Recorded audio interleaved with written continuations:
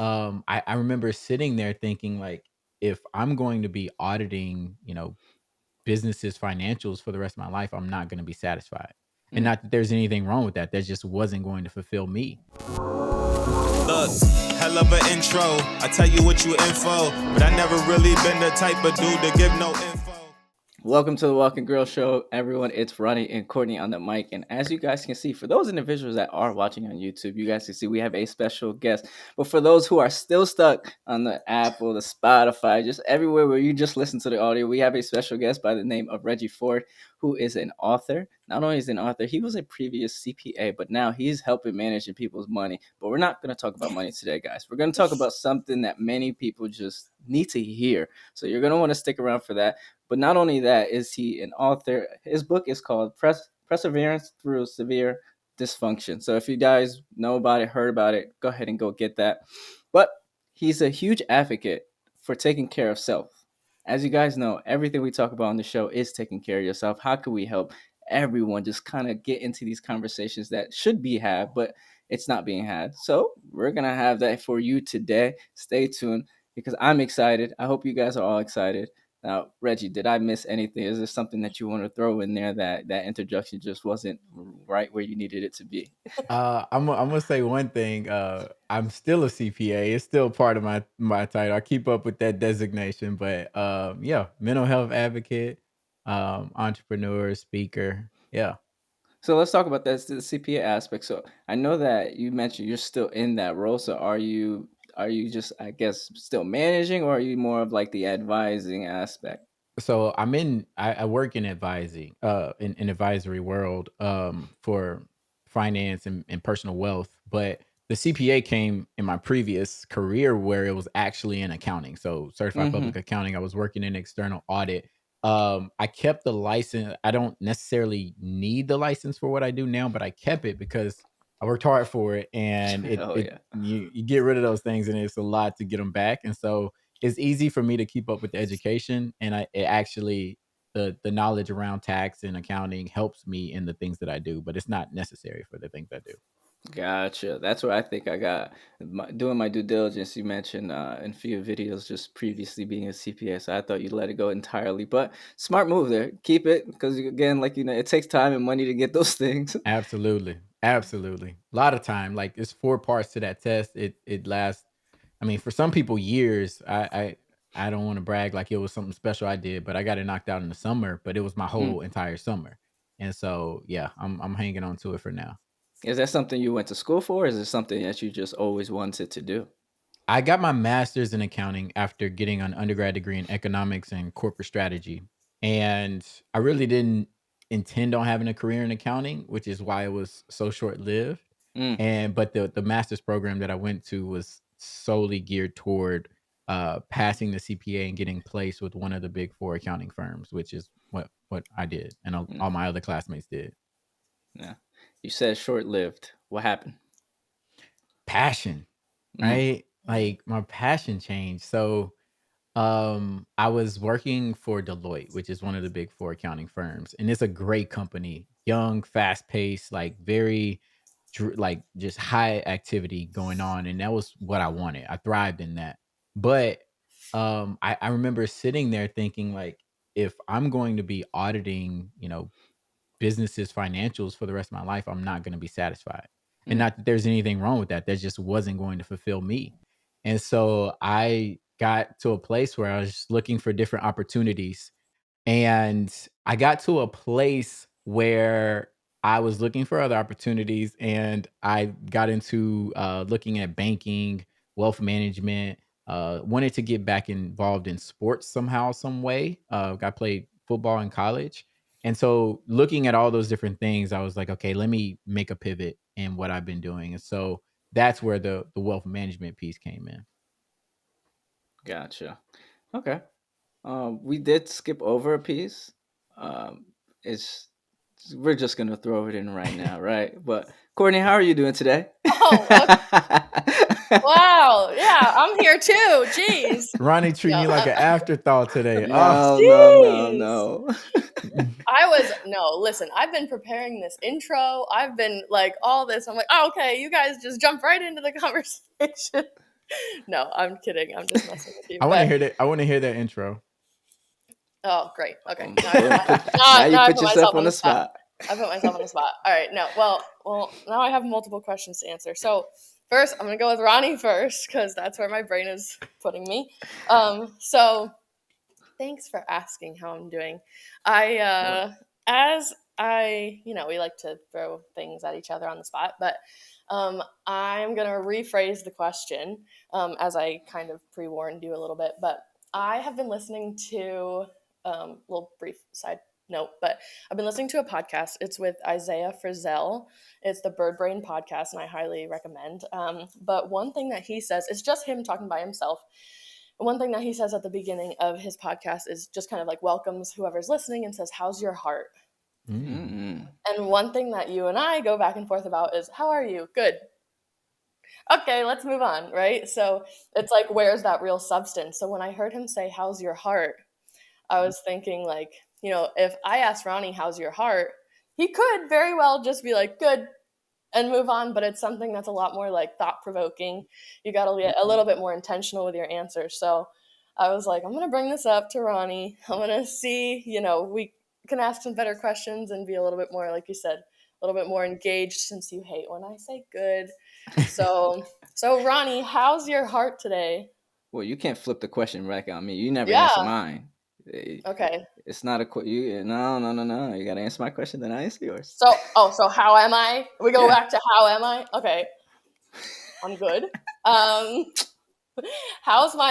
want to answer how's my heart. I feel like it's so much, like I said, it's so much more in depth. My heart is super full today. I guess this kind of goes right into our intro, doesn't it? So my heart is super full today because I am just super excited to have Reggie here, obviously. But I was just thinking in terms of how to make this segue, I guess, is there are just people that you meet in your life and you don't exactly know like how it happened or what's going on there, but it's for a reason. And when I was thinking about this, specifically speaking about Reggie, I was like, Ronnie is absolutely one of those people too. Like, it's just kind of funny how it fell into place, but it's so meaningful. And like, for sure they're in your life for a reason. So these two people that I'm talking to right now are for sure those people. And it makes my heart feel so full. And that's the answer to the first question. My heart is just so full today and so grateful. So then I guess I'll slide into the second one. But I know you talked about, of course, he has this book. Listen, people. Listen, Reggie's heard all about it. I do not read books, okay? I think I've read by choice one book my entire life. It's not something I'm proud of. It's not something I'm proud of, but I read one book my entire life, and it's because my best friend gave it to me, so I trusted her. Otherwise, this book, look, there's only, a couple things that I've taken from it so far. Like, it's just one of those things you have to, it's incredible. It's incredible. So not only the things that Ronnie mentioned and what you're doing and your titles and all of those things, but just being a human who is just like, you just have a heart of gold and someone who's super inspiring. So that's my intro. And that's what is just really exciting to me to have a guest like that on the show. And of course, I've, felt the same things with a lot of our other guests, just in terms of being inspired and there's things that you can learn from them and so on and so forth. But that's my intro. Now Wow. you got me a little thrown off. I thought it was going to happen at the beginning of the episode, so I had to throw it back together. But there's my monologue, I guess. Look, we have fun here. We have fun. There isn't any real script. We're kind of just really getting to know it. We really want to have those tough conversations, really, and just have conversations in general to spark something within your brain. Whoever's listening to this, whoever's watching this, wherever you're listening and watching from. And so to go back to your question, Courtney, because I don't want to deflect. I don't want anybody thinking I'm deflecting the question at all. My heart right now, how's my heart? That's the question, right? How's my heart? Yeah, how's your heart today? My heart is full of joy right now. It's another day I get to breathe this fresh air, so that's always a blessing. I always wake up, and that's one of the first things I always show gratitude to is I got another day to breathe. So I'm always grateful for that aspect. But I would say full of joy today.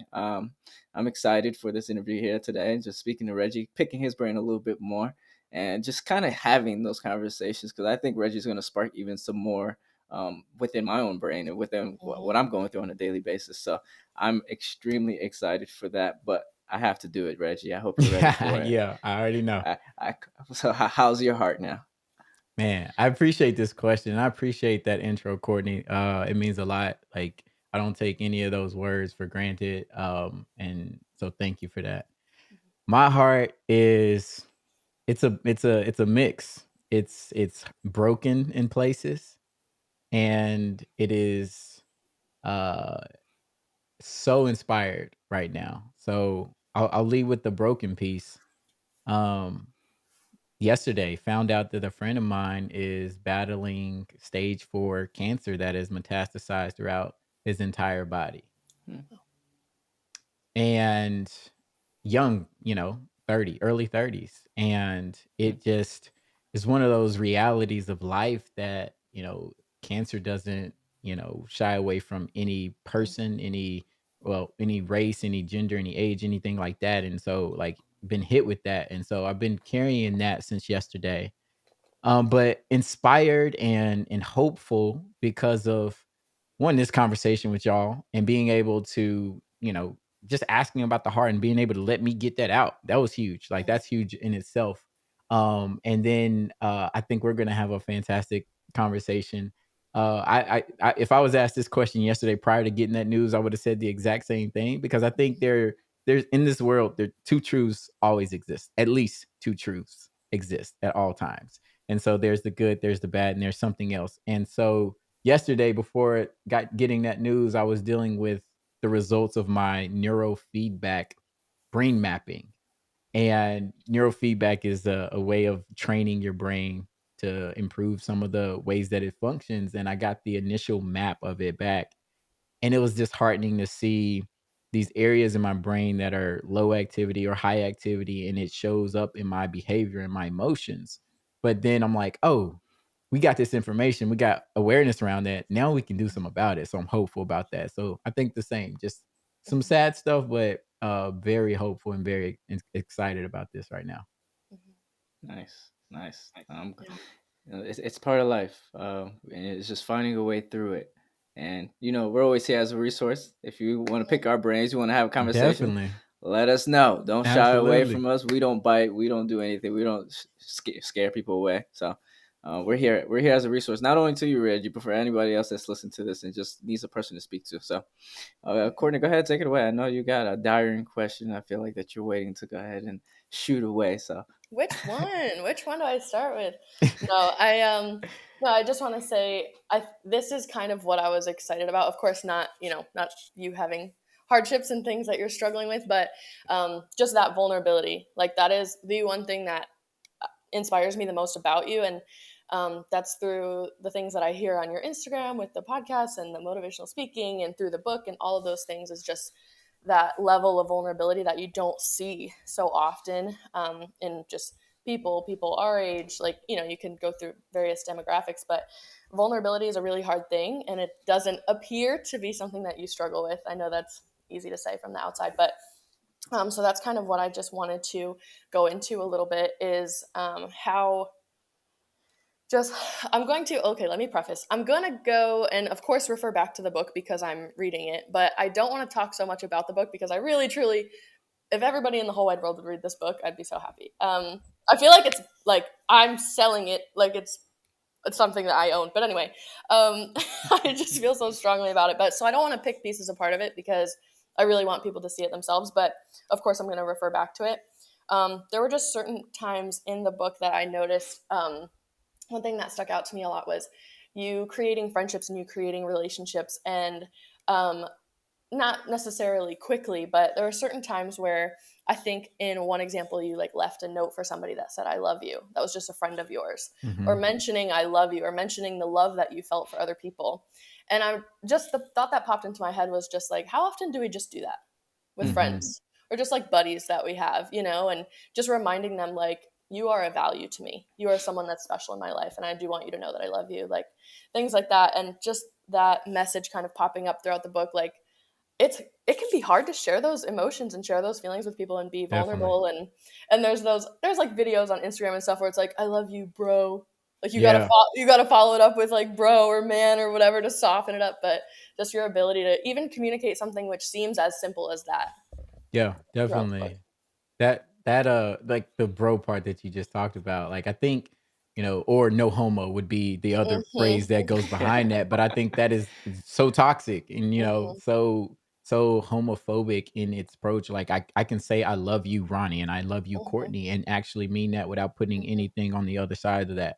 And so, yeah, I do that often. I actually just texted one of my friends this morning and was like, I love you so much. Like so much too, I think adds another level of like, damn, like you took the time out to write 2 more words. That's Yeah, real. Like, I yeah, don't know. So yeah, I do definitely. that often. Well, it's just that like theme of vulnerability, and I think a lot of the way that you phrase things throughout the book is like, where did this come from? And this like empathy and just understanding of your life, and it's just from a young age. I'm like, the way it's written, and of course you're writing it later on in your life, but the way it's written is like, I stood and I thought to myself, what is the best decision? And I'm like, how old is he? What, how, like, how are you understanding to make these decisions? And how are you understanding to lead with empathy and lead with vulnerability and lead with logic or whatever it is in these moments? Like, where did that come from? It hasn't always been the vulnerability piece has not always been there for me. Like, I was just like going back to my brain scan, one thing that popped out was this low activity where it's been this suppression and compartmentalization of emotion for a really long time.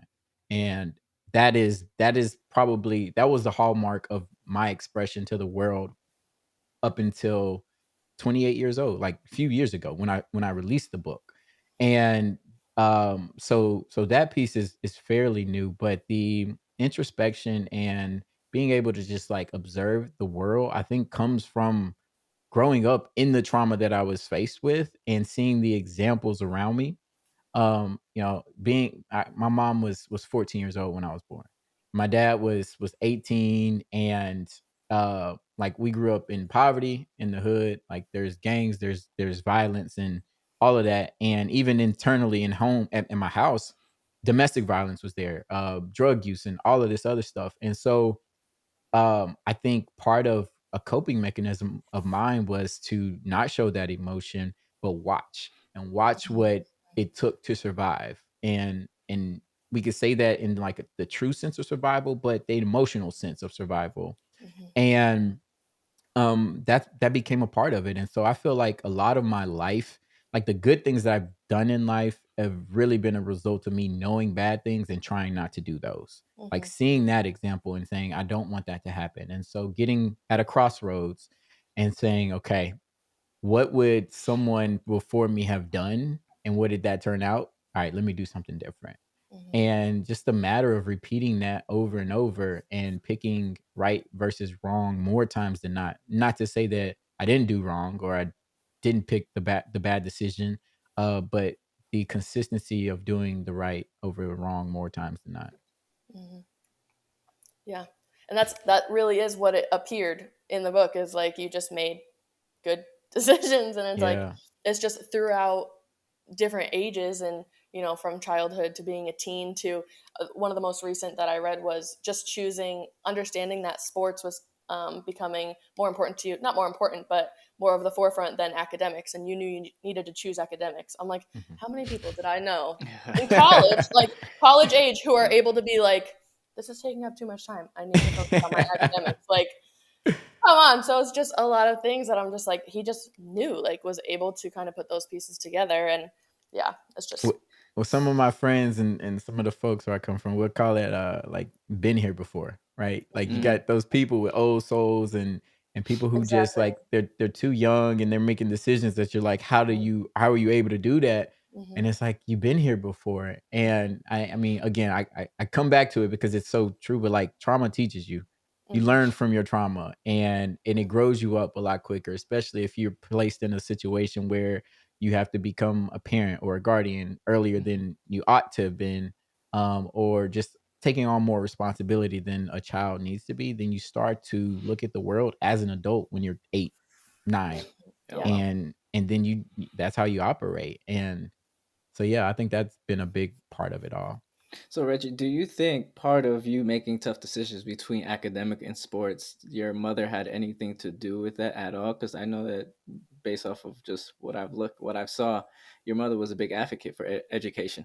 So would Yes. you say that she's someone that played a role and just allowed you to, or was it just like you mentioned, just your life experiences that just you realize at that moment, I need to focus here rather than over there? Yeah. So going into college, it was I didn't even, like, intend on playing sports. Like, I, like, had these, like, nagging injuries from high school, and I was like, "I'm just gonna go for school." So that was my focus in going to school. And then missed the game, grieved the loss of the game, and so I'm like, "I gotta get back into it." And so I started playing and, earned a spot on the team. It was fantastic, and getting to play in the SEC, getting to play football in front of so many fans and so many great players that we played against and with, it was amazing. But, um I still like from what my mom instilled at a young age, academics was the forefront. Academics was going to be my way out, regardless of if I could jump in the NBA or run up and down the field in the NFL. Like academics was always going to be there for me. And so I think, from those earlier messages of focus on your work and like literally it being beaten into me, instilled Hmm. into me, that was it just had become habitual at that point. But when, in that moment of, probably what, 20 years old, I was making that decision for myself. Hmm. Um, you know, a lot of those decisions, like I said, my mom had me at 14, my dad young, they didn't graduate from high school. So like from ninth grade on, I was doing all this stuff like I was brand new and doing everything that I was doing with little guidance around that. And so to make that decision, it was me sitting down. I know I cried after our bowl game a lot. And I was like, I just it's clicked. It was the decision I had to make. And so I Wow. remember when we got back from Christmas break, I went to one of my favorite coaches and I was like, here's my decision. I was crying the whole time I was doing that. And I was like, I couldn't even address the team. I was like, I need you to just tell them I love them. It was another time. Like I was like, tell the team I love them, tell the guys I love them. And I'm gonna talk to some other coaches, but I got to do this for me. That's the second time, probably second, third time you said that you're using the word love. Not there's nothing against it, as Diddy would say, love, love, love, right? We hear it all the time. Um, I think you're more comfortable with using the word love than many people. Hmm. What makes you so comfortable with just using that word in itself? Man, I ain't never heard that compared to many people. But it's one of my it's one of the guiding principles and values that I have in my life Mm, because I wouldn't be where I'm at today if it wasn't for the love and support of so many people who didn't necessarily have to love me. mm, Right? These are not family, it's not blood. These are strangers to my life that came in and ended up loving the hell out of me and still do. And so like I have these like beads on my arms, and I got these after yoga teacher training. So I became a certified yoga instructor too. That might have been added to the I intro. forgot. Yep, Yeah, you're right. yeah. That's my bad. Yep, that's my bad. Certified yoga instructor, and I got a couple other things that I carry with me, and these just okay. are part of my values that are reminders.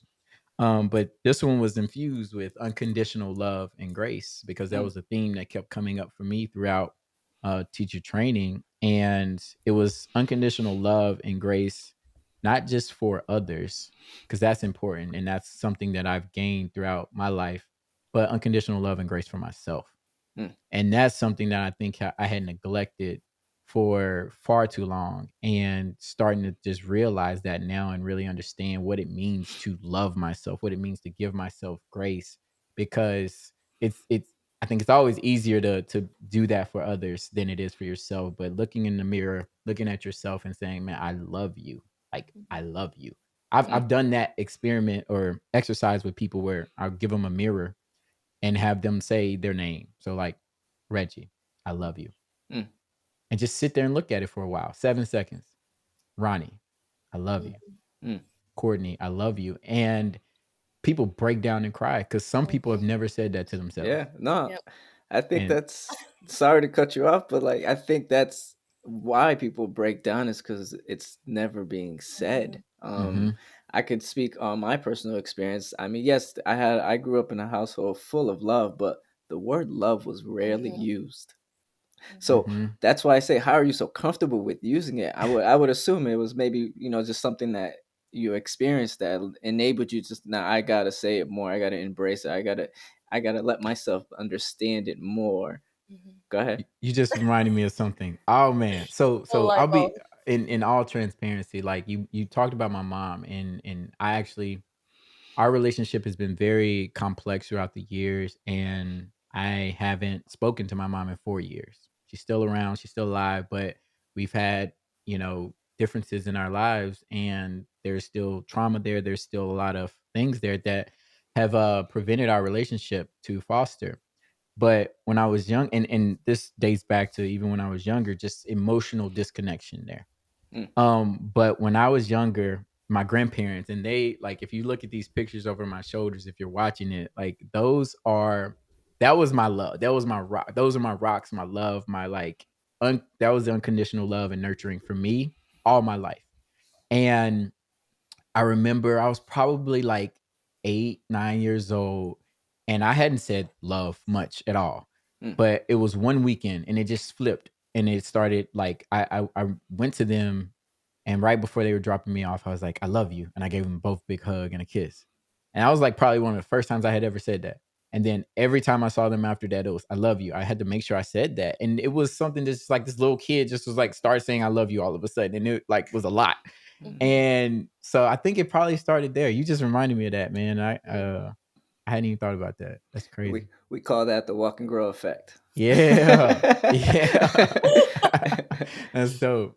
That's funny. So yes, you used it at that point. So how would you say like using the word love, not for your person, because again, somebody probably listening is like, I don't really use it. What do you think it can do to someone if they just begin to start using it? I think it reshapes how you look at the world and how you look at people and Mm. yourself. Cause I mean, there's enough stuff to be upset about. There's Yeah. enough stuff to hate in the world. But like there is a lot of things to love as well. And so retraining your brain and rewiring the way that you look at things to see the love, to have gratitude for what is, that is something that I think is powerful in reshaping just our lives. So Mhm. I can be upset about the rain, or I can just love the sound of the rain as it hits the ground. I fucking Mhm. love that, right? Mhm. And so like just a refocus, like Yeah. and not in a toxic positivity type way. I'm against that too. Like you can the people that's just like too damn happy and too damn positive, and you're like, no, it's not like that. Like that's not real. Mhm. But to find the good in so many things is what I think helps lives get better, what I think helps communities get better, societies get better. Hmm. Love, love, Absolutely. love. That's Diddy's albums be released by this point, so you guys will know exactly why I keep saying love like that.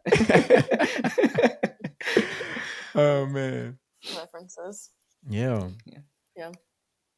I mean, knew I would appreciate the conversation, but it's funny because, well, first I want to just acknowledge that you took it back to self-love because of course that is so important. But and one thing I was actually going to mention this on Leon's episode because that's what we were talking about as well, is just kind of once you get into gratitude, once you get into love, once you get into finding joy and small wins, and which I know is a note that I wrote down from your book.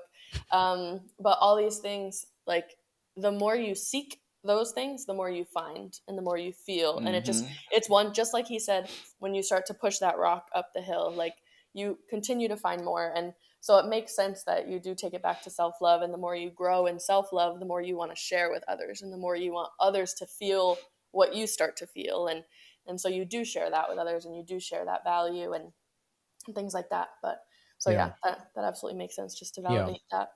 But Yeah. It's like the capacity to love others starts with the capacity to love yourself. Like you Yeah. have to have that ability to love yourself before you can share that with the world. Hmm. mhm, And that's, I believe that wholeheartedly. mhm, absolutely.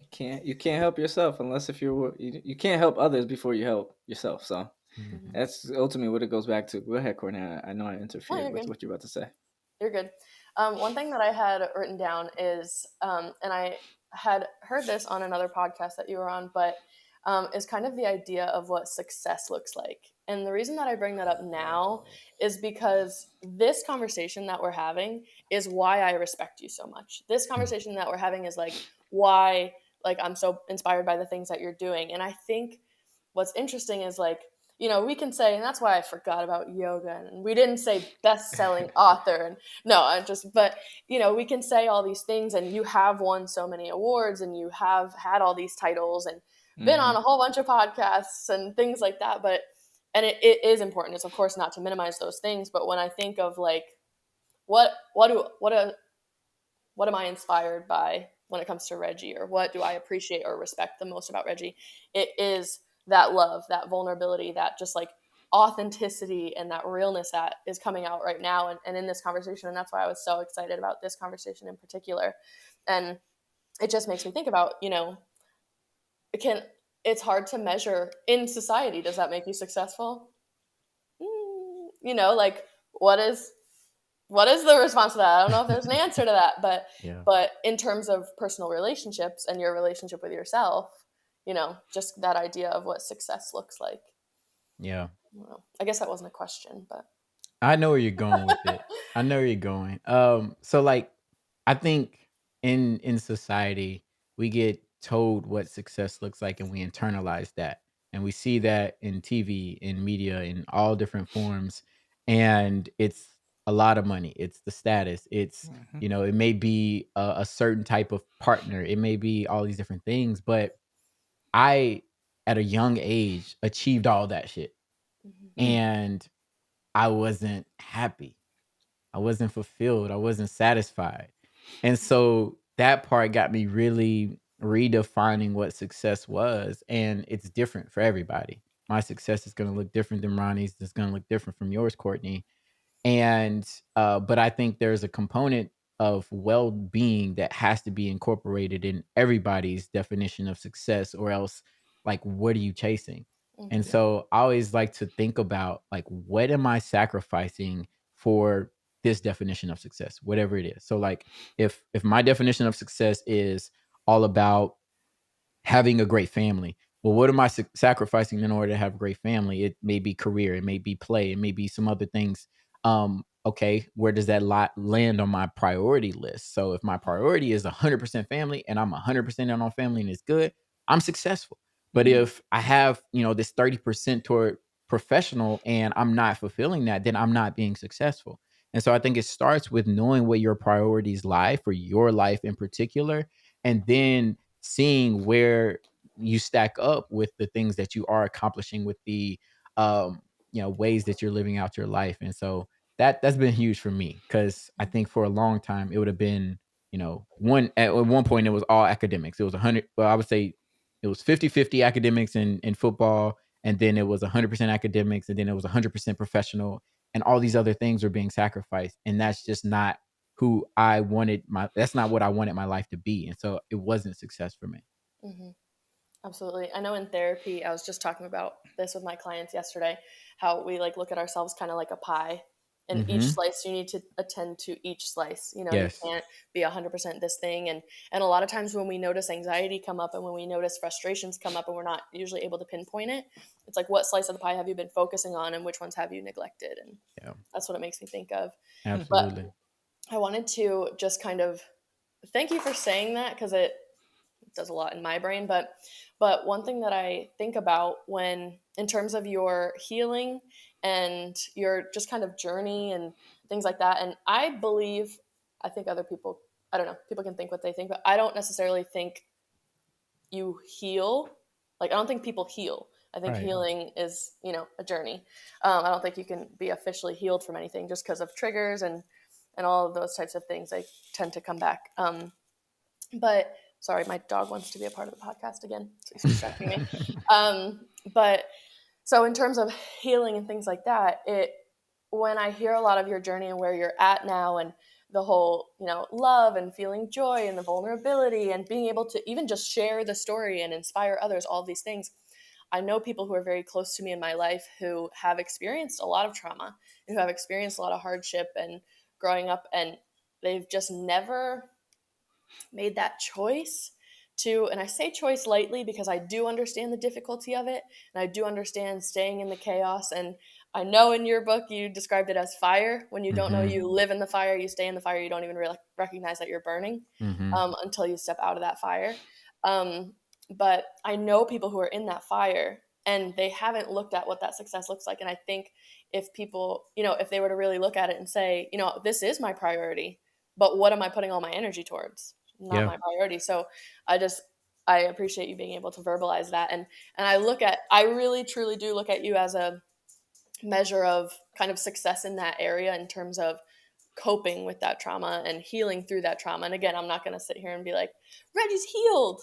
Right. He's cracked the Yeah. code. Like I Right. don't get to speak for you like that, but just in terms of your ability to speak on it and your ability to be vulnerable and to look back and understand, what you did take from it rather than Yeah. just kind of sitting with that through your life. And I want people to be able to do that.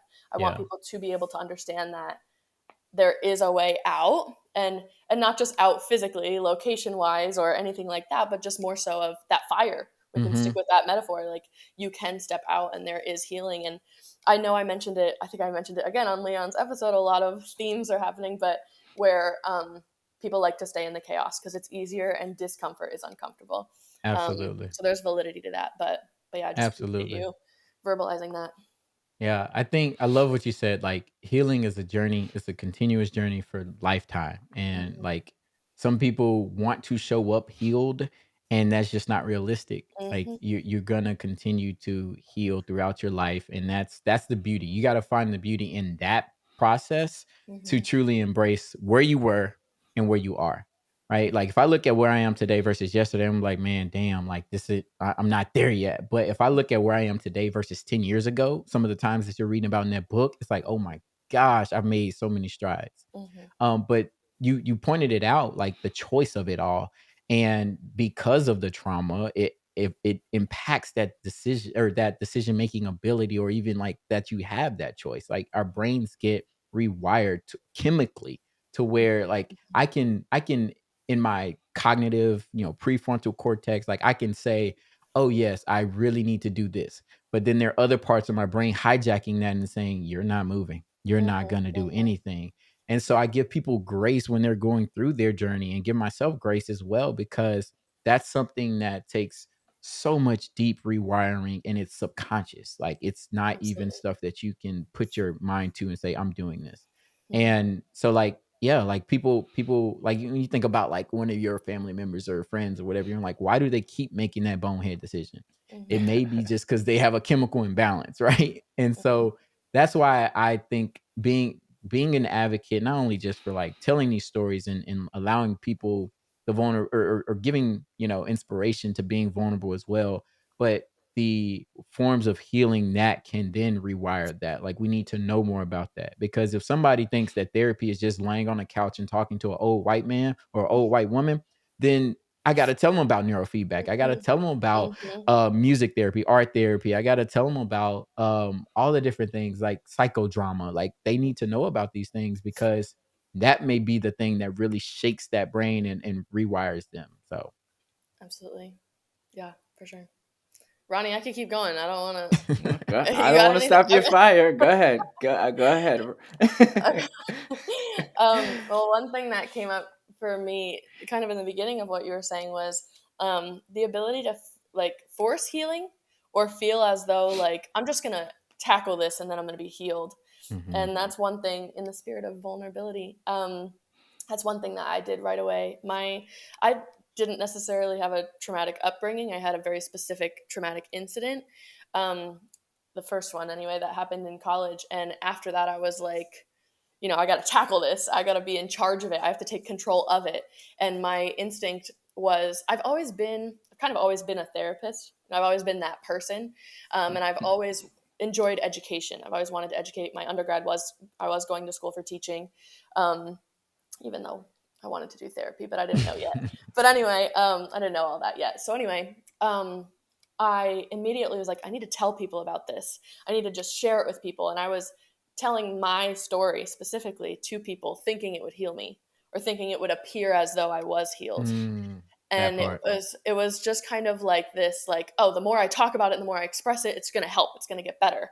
And then I was in the vagina monologues in college. I don't know if anybody knows what that What is is, that? but so I knew I had to say the title. I was in the vagina monologues. It happens all over the world. It is a series of monologues, or a collection of monologues that one woman, Eve Ensler, wrote about her experiences as a woman. Mm. So there's very sad ones, there's traumatic, there's, terrifying ones of things that she's experienced, and there's other things that are very just joyful. Her first sexual experience, with a woman, her first time she fell in love with a man, like just things that were all various emotions and things like that that And women so may experience. is So that within the school system that you were, or is this in college. just in general? Like this is just public access. Oh, well, no, any, production can put it on, and there's Gotcha. that's one thing I love about it is, my sister did it as well just last year, and I think there was like 18 to 20 women who just did it and read. Actually, no, they did memorize the monologues. When I did it in college, there was 64 women. Mm. Wow. So it just depends how you choose to do the production, as long as you're staying true to the monologue. Yeah. But anyway, so I got involved in the monologues, and it was very deep. We all opened up about why we were there. We all opened up about the experiences that we have had, and reading these monologues that aren't our words, but we connect so deeply to them. And it was like, this is going to help me heal. Like, I'm going to rush right into it, and all of this. And looking back, it was too much. Mm. It was way too much, and it Mm. didn't. Not that it didn't help, but just more so that it was overwhelming. And I didn't realize how overwhelming it was for me, and how I wasn't truly healing. I was just letting everyone know about me, and Mhm. it's just kind of that balance of, and first to just say that it's okay to take time to heal. It's okay to take time to go to therapy, to finally accept it, both of you. It's okay to, I get therapy sessions every week. Don't come for me now. yeah, yeah. Don't do that. Don't do Um, that to me. no, but it's okay to take time. It's okay to, get to that point where you're absolutely ready to accept those things, and rather than forcing it, because I think that's a real thing of like experiencing these things in our lives. And it's like, how do I need to just conquer this. I need to Mhm. conquer it. There's that side, or the other side where it's like, that didn't happen. We're going to just shove it down as far as we possibly can, and never think about it again. So Mhm. yeah, that's one thing that comes up for me. And just in terms of like I said, the healing process. And I want to ask, well, finally make it a question. Through this journey of like writing the book, speaking about the book, speaking about your experiences, all these things, what do you feel at this point in your life? What do you feel is the hardest part, or the most challenging, or the most maybe like emotionally taxing part of kind of all of it now, where you are at this time in your life? It's a great question, and appreciate you for sharing that so vulnerably, because I think there is that misconception that telling the story is like, oh, they're over it, and it's like, Mhm. no, like I could be in the thick of it, and this might be a coping mechanism. This may just be a front, but so I appreciate you for sharing that.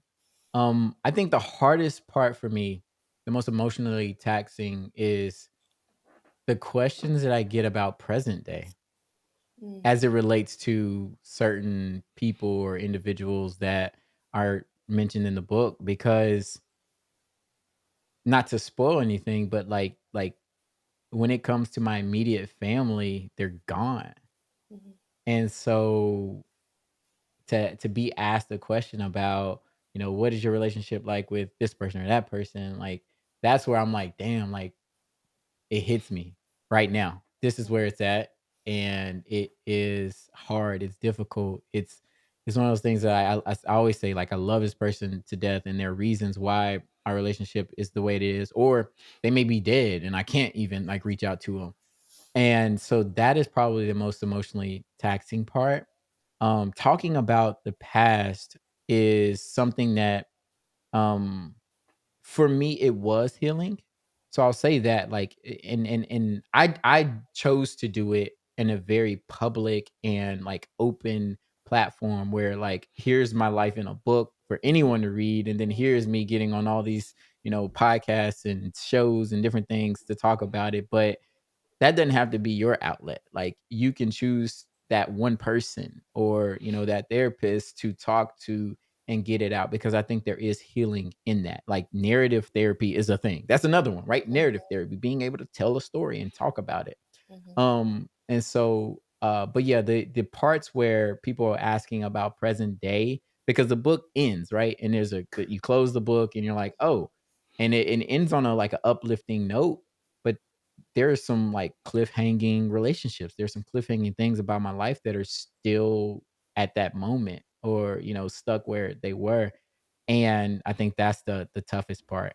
And one thing that like I love working with therapists, whether it's like a speaking engagement or consulting or doing something like that, because they recognize that there is emotional toll when I do get up and talk, and I'm so Mm. vulnerable and doing it the way that I do. And they incorporate that when we're talking about fees, when they're talking about like, okay, like you're worth this just on your own speaking, but the emotional taxing part of it all is there as well. And so like we're gonna compensate you for that, because it is hard, it's difficult. And like, so when I do speak, whether it's about the past and things that I've gotten comfortable sharing, or things that are difficult, I block off that the rest of that day and the next day, just because I need time to recover Mhm. from. It's like a game. It's like a Yeah. football game, or it's like a big performance. Like it's emotionally Mhm. taxing and draining. And so I make sure to spend time to recover. I might schedule a massage or something later Mhm. that day or something like that, just to recover. That's good. I feel like there's a lot of people who don't realize that. And there's Hmm. like they'll do something that would be emotionally draining or taxing, and then the rest of the day go back to work or go, Hmm. do whatever it is and be like, "Why am I so stressed? Why am I so Yes. tired? I just feel so tired." And it's like Yeah. that emotional, yeah, and yeah, that makes sense for Yeah, sure. I've So even started scheduling my like therapy sessions on days where I have a light work day or no work afterwards, just yep. because after that I'm like, whew, like I gotta kick my feet up and like just chill. I So, was gonna say that too, and like in previously when I had done therapy and I was doing EMDR, they mhm. would schedule morning sessions. I'm like, "All right, I guess I'm taking the whole day off." Like, Yeah, there's no way after stuff like that. So yeah. Shout out to makes sense. EMDR. That's helped me so much. It's If you Yeah. don't know what that is, it's eye movement desensitization and reprocessing. So like you're Mhm, using like the bilateral eye movement, or you can do some tapping. mhm, But it brings out things in your brain that you probably wouldn't even be able to tap into yep. normally. And I've been able to get comfortable around a lot of traumatic experiences through EMDR. Yeah, and I think I cut you off, Ronnie. I don't know if you remember what you're gonna say.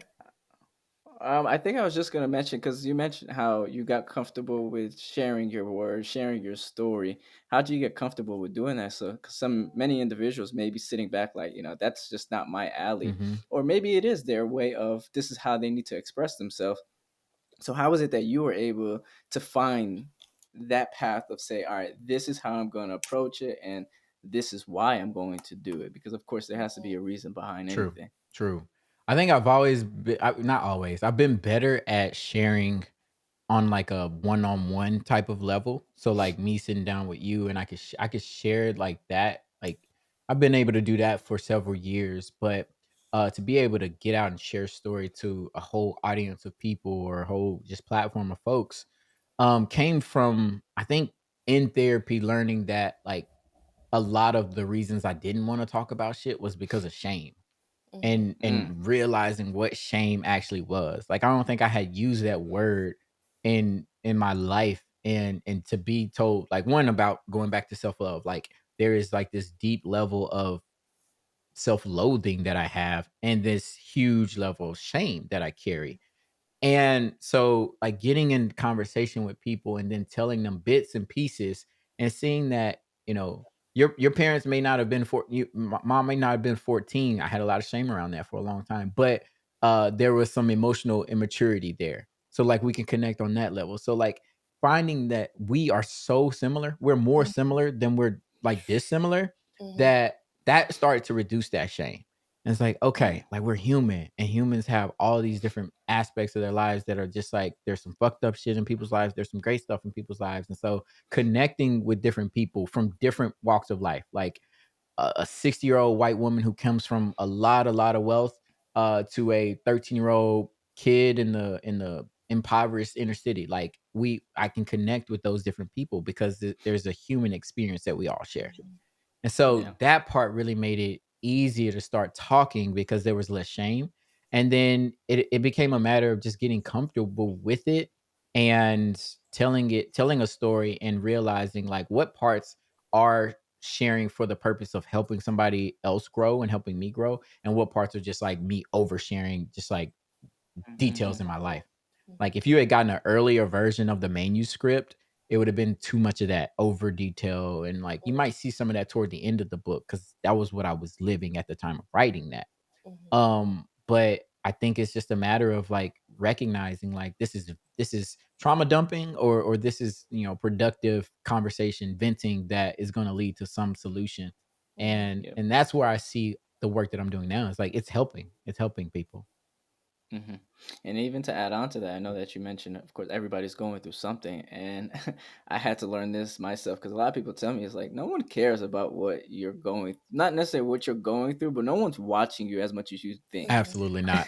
Absolutely not. Everyone has like 101 things probably going on in the daily life, so it's like as much as you may think, the world is watching you, and you're only being watched at that second, at that moment, you're doing something. It's Right. probably not. Right.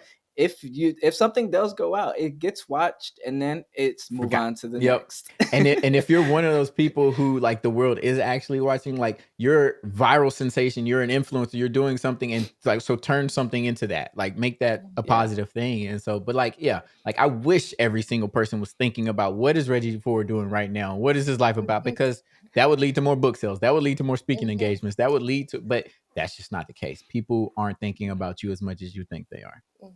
Yeah. Or do you have any plans like for your future, just of doing more speaking engagements? Absolutely. I enjoy like in being in front of a crowd and being able to deliver a message now, which is crazy to think because like I used to be the most shy person, anxious person in the world, and would not raise my hand to ask to go to the restroom in a class. Like I'm just like I'm gonna wait, I'm gonna hold it to the end of the day, like fuck it. And but now it's like okay, it's empowering to be able to have a voice because that was something I don't think I had all of my life Mhm. is like have a voice, know how to use it and speak about it. Mhm. And so yeah, I my speaking career is just taking off, but it is like rapidly taking off.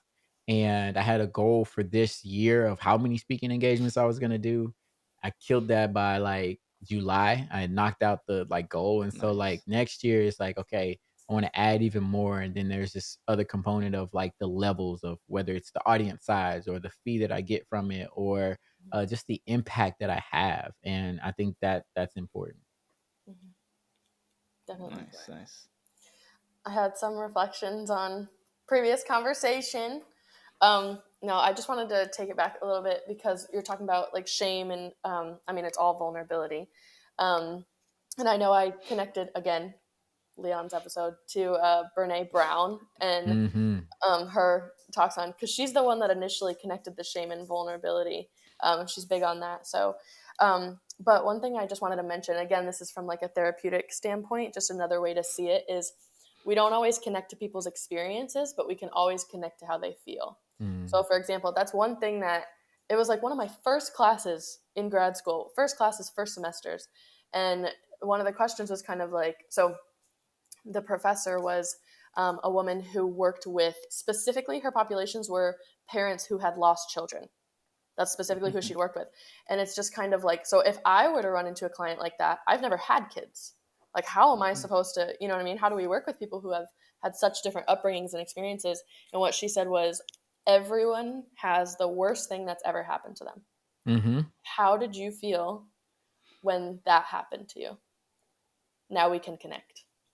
And it's Mm. just that feeling of loss. Everyone knows what loss feels like. Everyone knows what grief feels like. Everyone knows Yeah. what trauma, some level of trauma, hurt, pain, all of those things. The same way with joy, the same way with, and that's why we can empathize and that's why we can celebrate with people is because we all experience joy. We all Mm. experience happiness.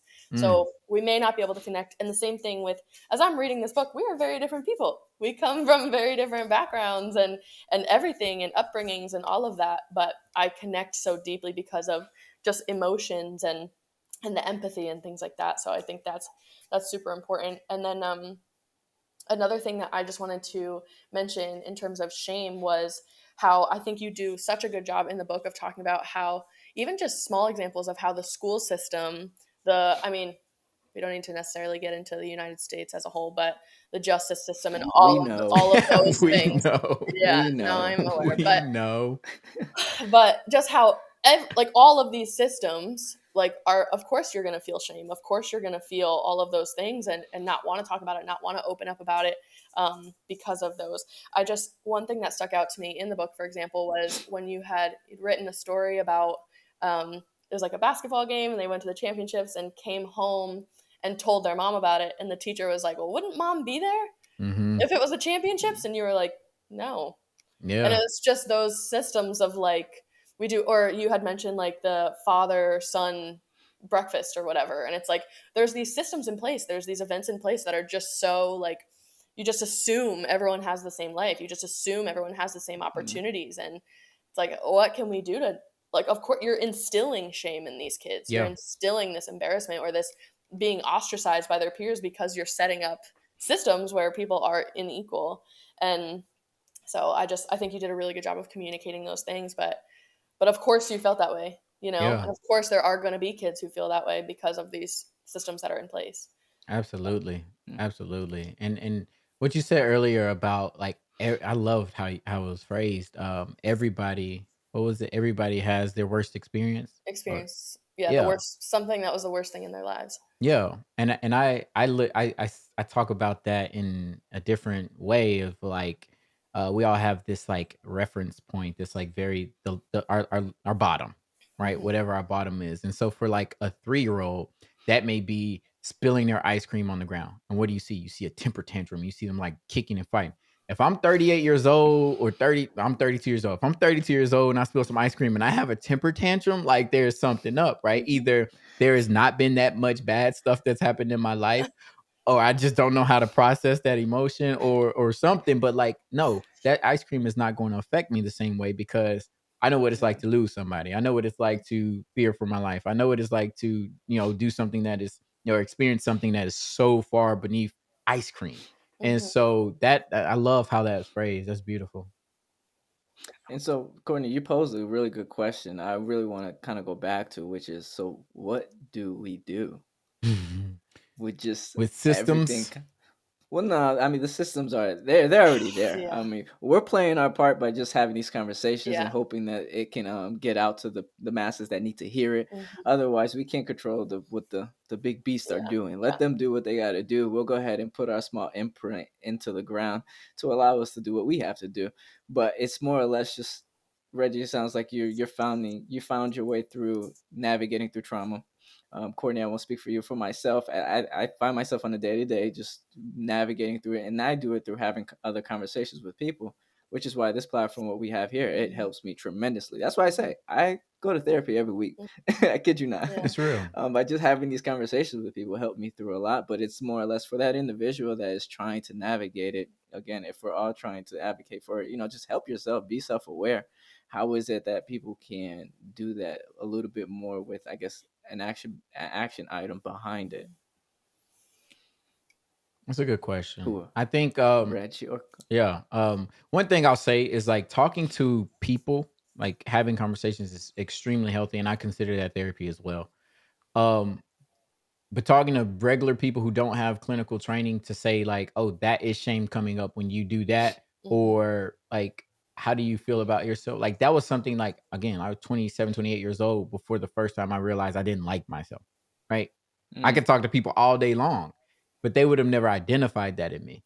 And yeah. some crazy like so like the other day I was talking to my therapist about like me and my situation with somebody else, and I was like, I love the crap out of them, but the parts of them that I don't like are the ones that remind me of me. And she's like, what does that mean about how you see you? And I was just like, oh shit, Mhm. You damn. just opened up another can of Damn. worms. So the parts I don't like about people are the parts that are just like me. And I was like, I don't like me. Right. And so like hearing that, like my friend wouldn't have been able to tell me that. My friend would have not had said Yeah. had that insight. And so but I think I do think it is important to have people in your life that you can turn to. But Action plan. I think like you said, self-awareness is key. So taking the time to just presence yourself. And presencing yourself is like we can call it meditation, we can call it mindfulness or whatever it is, but like sitting down and like one sensing where you are in your body, how you feel in your body. What does your feet feel like right now against the ground? What are your like right now? I'm going through it myself. My thighs against this chair, my back against the back of this, right? What does that just feel like in my physical body? And then emotionally, what do I feel? I feel some tightness in my chest right now. Mhm. Let me explore that. I don't know where it's coming from, but it's tight. Maybe it's talking to you guys. Maybe it's this big ass light in front of me. I don't know. Um, but there's tightness there. So let me get curious about that. And so like the more curious you get about how you feel physically and emotionally, like those things are connected. Like the mind, the body, it's all connected. And then you can start to sense what that looks like in certain situations in your life. So if I'm walking and there's this black car pulling up behind me and I get this like hot feeling on my neck and like, what does that mean? Right. So that's telling me a story. Or if somebody steps on my shoes and it makes me want to do something, like all these things tell a story. And your body's going to be the first thing that talks to you. It's gonna like you're either gonna start sweating, your hands are gonna do something, your stomach's gonna hurt, like something is gonna happen in your body, which is a signal of some emotional distress. And so the more aware you can become of that, the better you are at reacting or responding rather to those things. And I think it starts with mindfulness and just being aware of you and where you are physically and emotionally. Sounds like Reggie. That's a You plug for either yoga. stepped. I was gonna say, sounds like Reggie. You either stepped on someone's shoe or someone stepped on your shoe. Because I kid you not, I just laughed when you said that because I know exactly what you are talking about. Yeah, like I bring that up because that's an example I use a lot when I go into schools and I'm either talking to teachers or students, and it's like, why does that create the response that it gets out of Mhm. people? It's a Yeah. fucking shoe, right? Like they Mhm. walk on the ground, on dirt. They walk on the ground. So if somebody steps on, like, man, and so like why does that bring out so much emotion? Well, what does that represent? It represents well, for some people it's status, right? The shoe that I have on my foot is the only thing I can say that makes me feel proud, Mhm. right? And so like when you do that, you're Mm, stepping on my pride, or you and so like, okay, how can I mm. find pride in just being? I'm good without these shoes. Like you put some leather on the bottom of my feet and I'm straight. Mhm. And so Or you like could be like Kanye, walk walk barefoot. barefoot. Hell yeah. Like we can't get into many stores here, but like you can do it. Like, but like, so like understanding like where it's coming from and then like why does that emotion come out of it? And then the last step is like, now let's find different strategies. Like, don't punch, Mm, like say something. Don't punch, walk away. Don't punch, ask for a clarifying question. Like, and so if we can mm, get away from violence and punishment, like that's a lot of what, we got wars and we got like the criminal justice system. It's all like punish, punish, punish. Like Mhm. we've even used terms today, right? Conquer. When you conquer those things, or I said it and I'm like bringing it up because I said it and want to walk it back. But I said like I killed my goal for this year. Like, why are we killing and conquering shit? Like we're talking mm, about mental health. And Mhm. so when you can get better strategies around the reactions that you have emotionally and physically, that's when you start to see like actual healed responses versus emotional reactions. Mhm. mhm. And would you say those emotional reactions just come from, I'm assuming, just the trauma that you go through on a daily basis? Like where? I think so the trauma plus the example. So we mimic what is modeled to us. As children, we see adults behaving a certain way, and so if they get frustrated with us, what do? Oh my god, Reggie, why did da da da da da? So now when I get upset, oh my god, why da da da da? Or if I see Yeah. someone hit someone, okay, I'm mimicking that behavior now. And so the emotions are going to be there. We're human. We all have Yeah. emotion. Like for someone like me with my low theta in the back of my brain, like my emotions have been suppressed and internalized and compartmentalized, but they're still there. And so the emotion is going to be there. It's just about like, what have I seen as an example of how to deal with that emotion? And that's where we got to start Yeah. reprogramming. That is. exactly what you just said. That's where the reprogramming, I think, becomes extremely difficult Mm-hmm. because it's not something that is going to happen overnight. Mhm. In fact, you got to get people to see and understand what you're trying to even say for them to be like, okay, let me implement it. Mhm. I mean, it's a whole real like big old circle that I would say reprogramming is literally the first step. And that, I mean, that takes decades, in my opinion, It take depending on who you Yeah, are. yeah, depending on who you are, right? Because some people's like neuroplasticity is like the brain's ability to change, and we all have that. So I believe that wholeheartedly. Like no one is, whether you think someone has narcissistic personality disorder, if they actually have it, like their brains were created like their trauma or their genetics sometimes form that, but Mhm. it can be changed. And so like no matter how deep or how dark you get in your ways, like it can be changed. And I think that, it takes work and it takes time and it takes the receptiveness to actually start to do that, but I think it can be done. Yeah, I don't. I know you got something to say, but I want to point this because I would just want to give an example for those that are listening. When Reggie is mentioning, all it takes is for you to commit to something to change. I believe you hit your year mark a couple of days ago of not Mhm. taking a drink of alcohol, and Yes. you did that cold Yes. turkey. You Yeah. just said, "All right, I'm out. I'm done. I'm not doing this no more." Like Facts. something like that. Again, we talked about it before. Don't be a January 1st person. Don't No. be a September 15th. Don't be a October 1st. Don't do that. Yeah. Just make the decision Mhm. and commit. Yeah. And do it like for real. Like so it was August 30th. And it was just like a random day. Like August 29th, I think. It was a random day and I was done drinking and I was just like, all right, I'm done with this. I could have easily said I was gonna wait till the first of that next month or the first of the year. But like Yeah. what signals are you telling yourself? Like for me, it was a matter of respecting and loving myself and my health.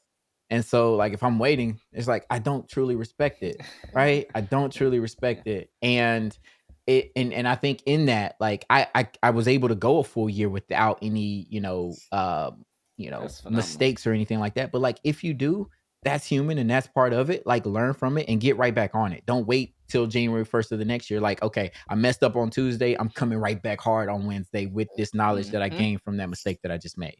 So just like keep going. Yeah, that dog. That dog. Put that dog in. Like what's the coach for Colorado's name? Deion Oh my Sanders, gosh, Prime, Deion Coach Sanders. Prime. Yeah, Prime. I can't believe I forgot it. My bad, Prime. Like he would say, there's dogs and there's leaders. Which one are you going to be? Hey, I need Ronnie to walk around with me, and every time I get excited, he just go like. Rest in peace to DMX, by the way, Hey, Oh man. my yes, god. Oh R.I.P. man. R.I.P. Man. Go ahead, Courtney. Go That's ahead, so Courtney. I funny. know you. No, continue. You guys, no, you're She's fine. being entertained right now. Yeah, I'll take it. I'll take it. That's fine. I knew you guys would hit it off. This is cool. No, I just wanted to say this strategy that you were talking about before with connecting to your body. I just want to point it out in terms of action items. That's called a body scan. So anyone can look up how to do a body scan, and there's different ways of doing body scans. So if you're interested in what he was saying, you communicated it to make it sound like it's so easy to connect to your body, and it I just want to put it out there that it's not. It really does take a lot of practice. And like you mentioned, that mindfulness, that meditation, whatever it is, yoga practice, there's lots of practice that can be done to connect to your body. And that's what happens is we don't. There's a Mhm, lot of people who don't feel that for a number of reasons, like you mentioned, but you just don't have that connection to your body. So it's like, if I don't have that connection, how do I stop myself and how do I respond appropriately when I don't mhm. have that? And we just learn. You just Yeah. practice through that mindfulness and go from there. I have two things that I've been waiting to try to fit into the conversation, and I think this is a good point. So I'd mentioned this to Ronnie. Ronnie did an episode without me and with Dimitri. Oh, Dimitri. I was gonna say, what? How you gonna put me on the spot like that? No, I just like to give him shit. So Ronnie and Dimitri had a conversation, and I listened to it back, and one thing that he mentioned stuck out to me, and I was like, wow, like that's really, really powerful. And by that point I had already known that we were going to have a conversation. I was like, I think Reggie can absolutely speak on this. Mm, And what the quote that he said was, I don't exactly remember the situation that he was discussing, but he said, I was in fight or flight, And I think a lot of young Black men in America knows what that feels like. And it wasn't really discussed. It wasn't really like touched on at that time, I think just because of the context of the conversation. But just that statement, I was like, wow, like that is so powerful. And I just kind of wanted to know if you had any reflection on that. I know you talked a lot about fight or flight in the book and podcasts and things like that. But Yeah. Um, damn, that's real. So I'm gonna start with a scientific like addressing it first scientifically. Like fight or flight is when your body goes into its sympathetic state, and that is like the very primitive like survival mode of it all. And so like if you're dysregulated emotionally, like the fight, and there's more, right? There's more to it now. Fight, flight, freeze, or fawn. And freeze is like where you just like I can't move, like possum, right? And then the fawn is where like you try to like love on and swoon the person or the thing that is threatening you. And so those are the reactions when we're being dysregulated, and it just comes from like this evolutionary thing that we've learned to survive. And so yeah, like I absolutely like that's something I think for me personally has been heightened my entire life. My sympathetic nervous system and being in that fight or flight phase for far too long. And that is the health damaging part to trauma and not getting out of the fire, to go back to our earlier metaphor. Like if you're always in the fire, like you're always like fight or flight is like living out here, and it's just like ugh. And it's like you stepped on my shoes. Ugh, I'm out here. I'm this big bear. You see it in the gym. Like you walk around the gym, it's all sympathetic nervous system on fire. Like everybody's out there like that. And like it's so different than like being able to just like calm down. Like I've even noticed in my body has changed and morphed throughout the years, where like I look at old pictures of me and it's out here. And that's me in that sympathetic nervous state of just like I'm on guard. I'm ready for whatever's gonna pop off, and that's a result of a lot of my trauma of not knowing, not feeling safe in any of my environments, whether it be physical safety of like we're at the club or we're at a party and somebody's about to get shot, somebody shoot, or I'm in a emotionally unsafe place where I am the only Black person in the room and things are being said that are harmful to me emotionally, which then could turn to physical harm. And so like being in unsafe environments, you have that again because it's for survival. And that's one of the things where like when I went to Jamaica a couple years ago, and I noticed just like instantly like my blood pressure like dropped. My I was in this parasympathetic state, which is the place where you're calm and submissive and like yes. And being in that space was so much more healthy for me and a lot of people long term. Like you need some sympathetic. That's going to be, that stress and drive that gets you out of bed and do some things, but like you also need that chill and that calm. And but coming back to Nashville, being on the getting in the airport, and it's like, oh, right. It was like I got like everything just tightened up again because like Jamaica, all Black, all chill. They're drinking, they're dancing. It's like a good time. And then getting back to Nashville, it's like predominantly white, and I have a lot of trauma around my race being here, and it's like it just like tightened back up. And so like I literally noticed like that felt less healthy for me coming back. Absolutely. Yeah, I think that's super important what you mentioned in terms of just the body reacting, and that would be my like call to action for anybody listening is like notice where you are there times in your life where it's like, I just started feeling really weird, or I noticed for a while, there's a lot to this, but I would show up to practice, and as soon as I parked in the parking lot, I'm like, oh my gosh, I just got Mm, so anxious. And it's like, hmm what is that? What is that related to? And I know exactly what it is, but I'm not going to say it. My teammates know what it is too. I'll tell you guys later. But just like, are there certain people I know? So what you mentioned, I know just like going back to my hometown kind of has that feeling. And there's nothing wrong with it. It's just I've grown out of it so much that going back, I'm just like, ugh. Like it's just hmm this ick. And I hmm love my family dearly and I love seeing my family there, but it's just this like, ugh. Like it's so not me anymore that you just notice this within your body. So that would be the challenge is like, where, Yeah. locations, around who, are there activities that you're Yes. doing that bring this to your body, and notice that and process why is that coming out for you? Why is that Absolutely. happening for you? Because it's very likely that you were in that system. So the language that we use is the hot system versus the cool system. Mm. Why does that put you in your hot system? And that's what these kids probably don't notice. I know they don't notice is they're in their hot system. So when someone does step on their shoe, when someone does, say something, I had a kid. It's time to turn up. One kid, they were playing football. They were on the same team, and he just said one "yo mama" comment, knocked him out. And it Yep. was just like, is there anything you could have done differently? Like you live in that hot system, and what is it Yeah. about this environment that you're just in that hot system and you can't think clearly? And Mm-hmm. how do we get you out of that hot system? And I really truly want this conversation just in terms of the hot system, cool system, fight or flight, all of those things to be a whole episode because I think it is so important for people to understand. But I wanted to bring that up because I think it's Yeah. just such a cool quote that Dimitri mentioned Mm-hmm. to bring You up. But you brought up something that I'm gonna see if it shows up on the screen, but like this is a like mapping of different emotions and where it's felt in the body. And so like look this up, just like where emotions are felt in the body. And so some of them like hot red, like the one in the middle, that's happiness. Like you feel so much happiness throughout your entire body. Whereas the one that's blue at the bottom, that's depression, right? The lack of feeling things. And so like these, it goes through all types of emotions, but sometimes trauma makes this disconnect between the feeling in the in like knowing where it's at in the body. And so like some people are like, I don't know where I feel it in the body. But if you can look at a map like that and say, okay, this is where I'm supposed to feel it. Do I feel it? Where do I feel it?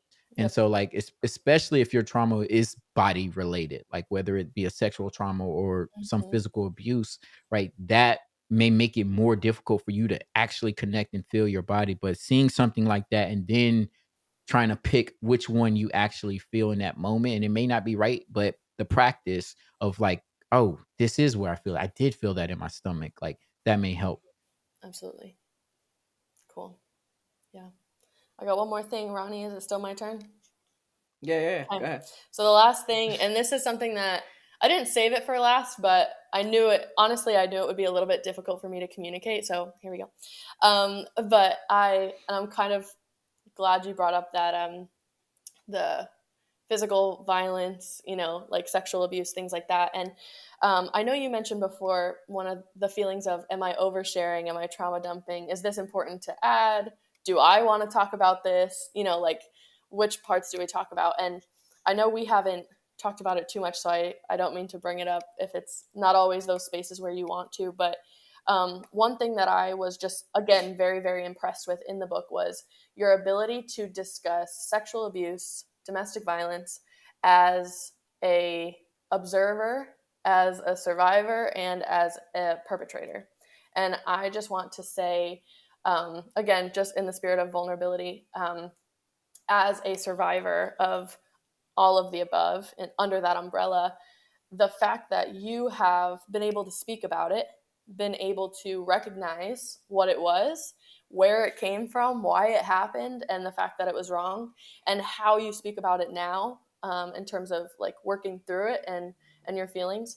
I just want you to know that it is so healing for me as a survivor to see that there are people out there who have offended. I'm not going to call you an offender by any means because I know your heart, but people who have offended, and how healing it is to see that there is that realization. And for me, and I know it's one of those things where it's like nothing other people can do can heal me, right? It has to be within myself. But I know that that's really all I could want is for my perpetrators or offenders or whatever to understand that all I want them to do is understand that it was wrong, right? Mm-hmm. That's really all I could ask for, but I will never have that because I don't communicate with them.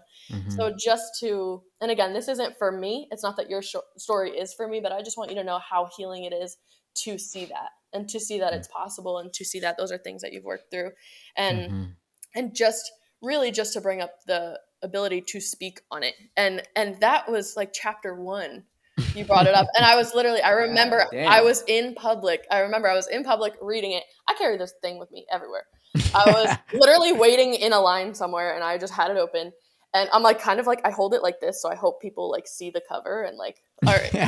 That's what's But up. I'm like standing in line, like reading it, and I was literally like no shit. So I'm like, Yeah. this is the first chapter. Like, did I skip? Like, this is the first chapter. He's going into this. So just right away, I was like, this is incredible. Like, just like I said, I know I said it a million times, but the vulnerability and the ability to speak on it, especially as a man, I understand like the difficulty of that and the, stigma and all of those things. But it really truly is healing, and I hope that other people can find that as well. Because Mhm. I don't think it's talked about, and Mhm. I know we've covered so many different social issues, but my graduate degree was specifically for sexual abuse and domestic violence. So of course I'm going to cling to that a little bit. But it's incredible how many things that you're able to cover and how many things that you're able to just touch on and like I said, connect to people with. So Yeah. that's a personal thank you, and that's just a personal connection. But yeah, I don't know how Thank you thank you. Thank you first one. for expressing that and for the grace. I always, when I talk about some of those things, especially on the side where I was the perpetrator, like it heals me to know that there is grace from people who have been on the receiving end of some of the things that I have done that have harmed other people.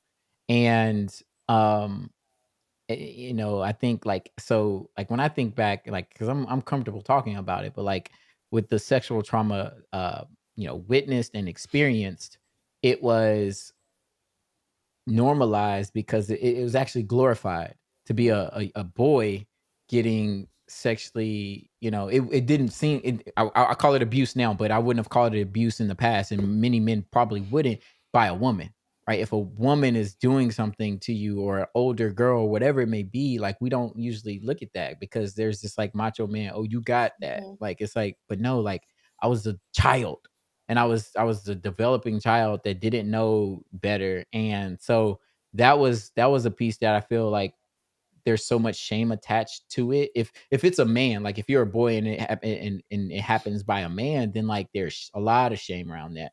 If it's a woman that does it, then it's like this weird sense of pride because of our society.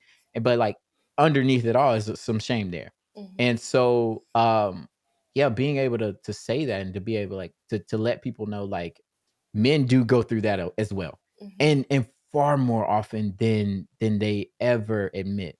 And so, like, Absolutely. any studies that you see and any things that you see, like, no, it's not gonna have the accurate number because so Mhm, much shame is there. But so like that's on the sexual side. But then on the domestic violence side and the physical abuse side, like, it's shame around knowing that my mom was physically abused, that knowing that my dad was an abuser, and other men in my life were abusing the women, and some of the women were abusing men. But then the most shame came from when I, tried to get, or when my emotions and need for attachment and control got to a level to where I became that abuser. Going back to what we were talking about, like mimicking what we're modeled.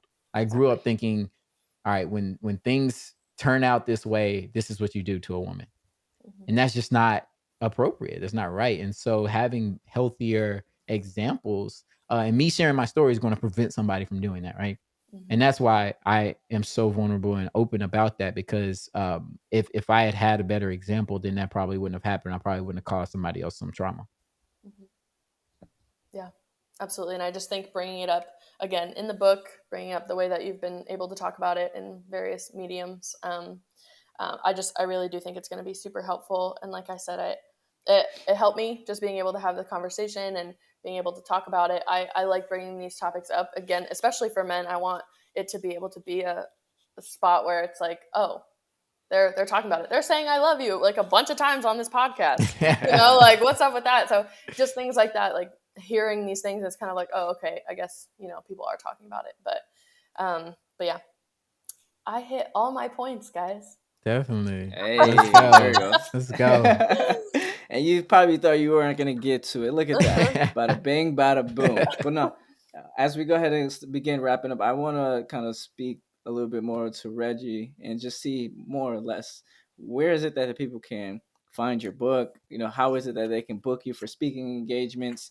Maybe if they want to talk a little bit about the moolah, then where can they find you? How could they get in touch with you and moving forward so that they can do what they got to do? Absolutely. So my website, reggied4.com, has literally all that information there. A lot of videos, a lot of testimonials and things like that that you can learn more about me.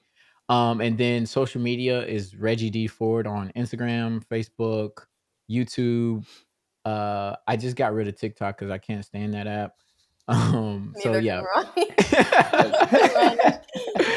Dark. LinkedIn Reggie D Ford as well, and so and Twitter, and so just like Reggie D Ford, search it. If you want to get the book, Amazon. If you want to go that route, you'll get it real quick.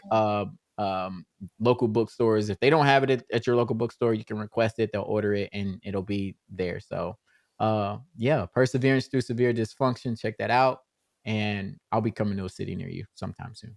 Hey, look at that. So now you guys have the information of where to go. As you guys can see, this podcast, this show is really based on helping you kind of expand your horizons just a little bit. Because as my OG will say, it costs you nothing to think. It costs you nothing to sit with yourself to really understand who you are as an individual. So until next time, keep on applying those perspectives, education, growth, and collaboration, y'all.